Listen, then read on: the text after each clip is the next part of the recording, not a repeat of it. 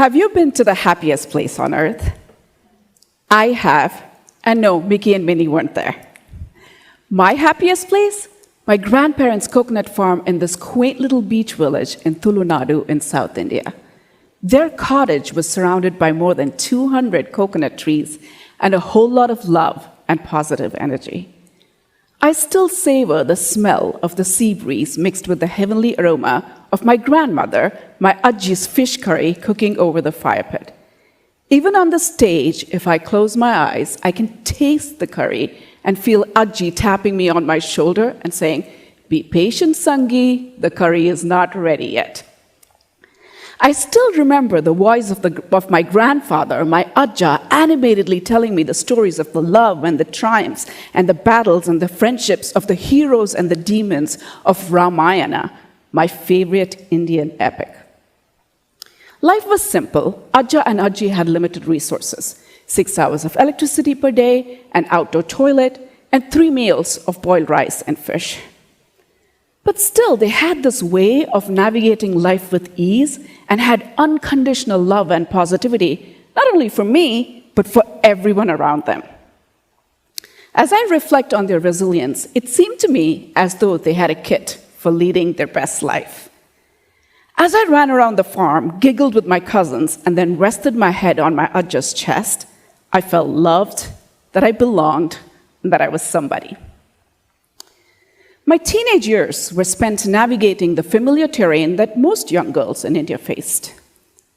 I was expected to do well and excel in school, while also preparing myself for an arranged marriage to a suitable boy who would provide for and take care of me. I came to the US after college. I knew no one, including my husband. I had no contacts, no education in the US, and no emotional support network. I was in technology, a male-dominated field, and I had no experience talking to men because I went to an all-girls school most of my life. On top of that, I had a strong accent, and people couldn't understand me. Picture this. I was in New York City, and I didn't even know what a bagel was. My first job was in a New York startup. I was hungry, I was excited, I was curious, and I loved what I was doing. But after a few years, my career became an architectural nightmare. I hit the ceilings, the glass, and the bamboo ceiling. As an Asian woman, I was expected to be a contributor, but not suitable for leadership roles. And every single time I asked for feedback, I was told, "You're a rock star, keep doing what you're doing. It'll happen." And it was frustrating.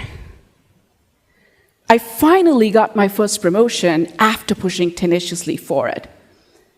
But I was horrified by the reaction of the people on my team. The first one was the refuser, who said to me, "You're not qualified to lead me. I'm not going to work for you." And he quit, and they joined another team. The second one was the berater, who constantly undermined me every chance that they got. And finally, we have the patronizer, who said to me, "Sangeetha, keep up the good work. I am so proud of you." And they're not my friends. They report to me. Being surrounded by these people was demoralizing. I started to doubt everything and everyone around me. I had knots in my stomach before starting the next work week. I couldn't get up to go to work on Sundays. As I lay down in bed each night, I felt trapped by the ceiling above me and the actions of the people around me. I felt alone. I felt like a nobody. To build resilience, I tried popular media, I tried yoga, meditation, affirmations, but they wouldn't help me push past the specific stressors that I was trying to conquer. I just felt worse day by day. I still vividly remember the day that I hit rock bottom. I went to get myself a cup of tea, and I'm not sure what happened to me. I started pacing around my kitchen like a frenzied woman. I had tears streaming down my face. I couldn't breathe. I had severe back spasms, and I literally could not move. As I lay down in bed that night, with tears streaming down my face, I looked out the window, and it was raining. The rains reminded me of the monsoons in my grandparents' village. That moment, I remembered Ajja and Ajji and their unwavering positivity in the face of adversity. When it rained outside for days, and the rains caused leaks in the roofs of their home, Ajja had buckets around the house to collect the water that seeped in. And when the daily fisherwoman, the Marakaldi, didn't show up, Ajji served us dried fish for dinner. And when we lost power for days, Ajja had lanterns around the house to help us and to get light. Then it dawned on me, they did not rely on a universal solution like I was doing by relying on popular media. They focused on what they could control, and they built customized resiliency kits for each stressor that they were facing. I then wondered if the key to conquering my stressors is to shift my mindset and to build customized resiliency kits. So I decided to try it. Why not, right? So the first stressor that I had was public speaking. Throughout my life, I've had severe anxiety speaking in front of public. Although 70% of people have this fear, it was compounded for me because people couldn't understand me. And I realized that to be a good leader, I needed to be a good speaker. So I built my kit, which consisted of solid preparation, a specific meditation to give me charisma on stage, which hopefully you can see, and a finger press method to help me in the moments of nervousness, like I'm doing right now. Armed with my kit, I speak publicly on various topics like technology, artificial intelligence, leadership, and customer experience. I'm able to connect with, authentically, and inspire people worldwide at conferences. I spoke at the world's largest women's tech conference, and streaming services worldwide, like Instagram, and of course, here on this stage. And once I found success with public speaking, I wanted to try customized resiliency kits for other stressors that would help me become a good leader.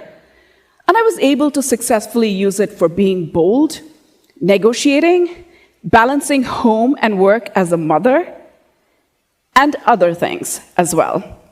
And after I found personal success, I wanted to help others, so I conducted research. I read that Serena Williams has lucky socks before she plays the game. And Beyoncé does a stretch and a prayer with her band and sits in a massage chair before she goes on stage. What I realized was that as I saw hundreds of examples of successful people, what I realized was that successful people utilized customized resiliency kits, whether they were aware of it or not.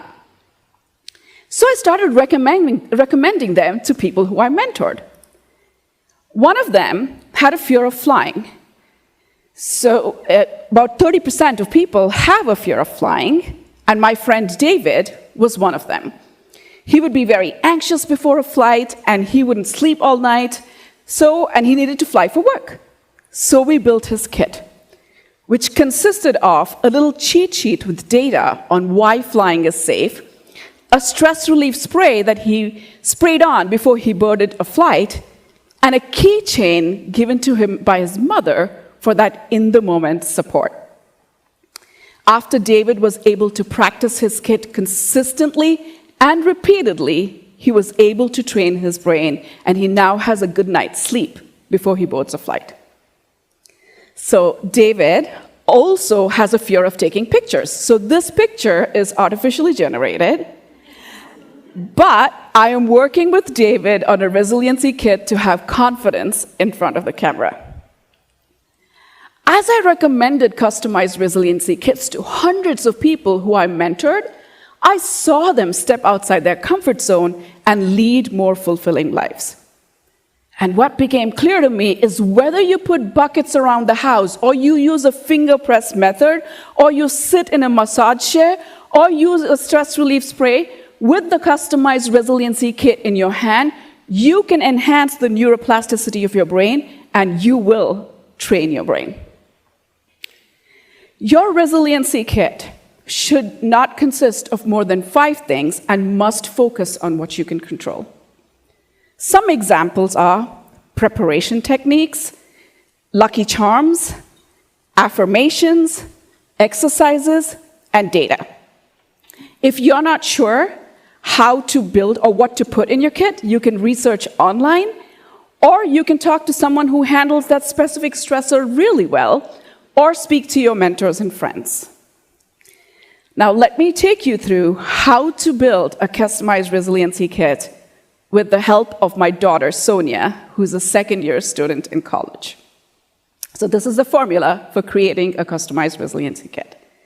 Step 1, identify your one major stressor. Now, Sonia's stressor was balancing her schoolwork with the opportunities that came her way. And when she did pick an opportunity, like 70% of people, she had imposter syndrome. So identify your one major stressor. Step 2 is customize. Research, build, and customize your kit for that specific stressor.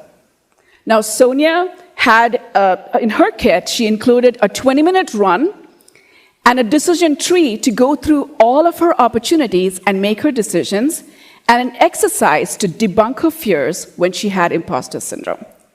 So identify your kit, customize your kit, and step 3 is practice. Practice your kit consistently and repeatedly to train your brain. After Sonia was able to identify her kit, customize her kit, and repeat her kit consistently, she's now able to approach her opportunities with much more clarity and confidence. And that's not all. Please allow me to do a little proud mom brag here.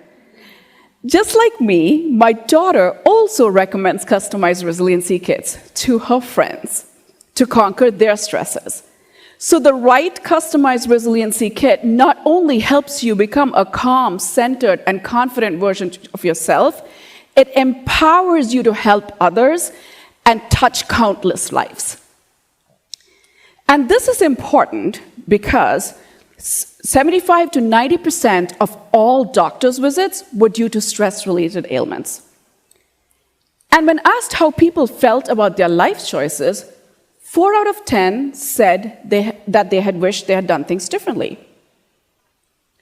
So just like we buy specific insurances for specific emergencies like life, medical, and vehicle, we need to have specific resiliency kits for specific stresses.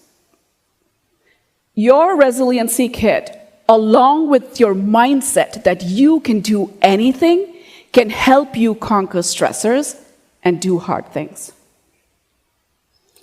I went to the village temple with my Ajja when I was 11 years old. I saw this majestic temple elephant chained and listening obediently to the instructions of the Mahout, who is the elephant trainer. And I asked Ajja, the elephant is so strong, why doesn't it free itself? And Ajja shared with me a profound quote from Swami Brahmananda in my mother tongue Thulu. Namma manasu kalpuna mata kalpundu. Your mind is susceptible to suggestions. It learns whatever you teach it. Dhanyavada and thank you.